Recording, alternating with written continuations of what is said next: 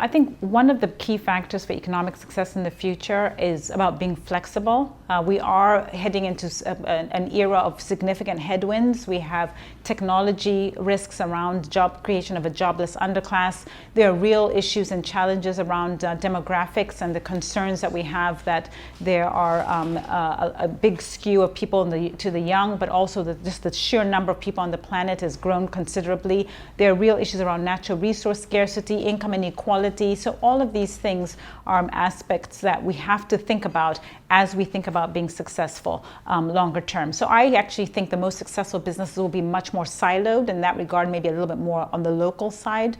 So they will borrow capital locally and invest locally. So that traditional model of borrowing in the US or in Europe and investing in emerging markets, I think is under pressure from regulators and from public policy. But I think also big businesses that have national champions will be the most successful businesses. I do think there's a real challenge to global competitiveness given where the public policy discourse is today.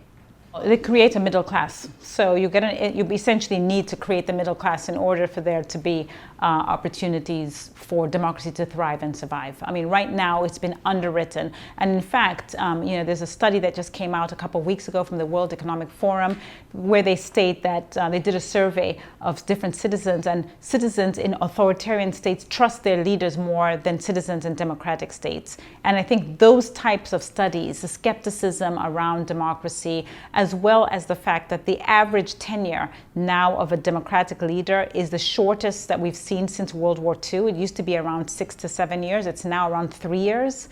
Those type of volatilities and uncertainty that's coming from the democratic world, I think have to be addressed in a very compelling way for people to feel that there's opportunities for improvements in the long term.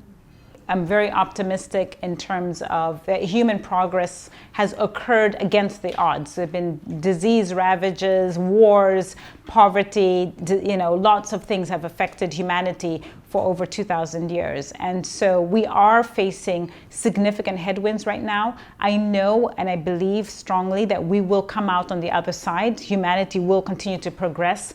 But from my narrow perspective as an economist and somebody interested in business and public policy, I am worried about what that transition could look like. So long term, I'm very optimistic. Short term, I think we have to manage a very, very difficult period of transition for a whole host of reasons.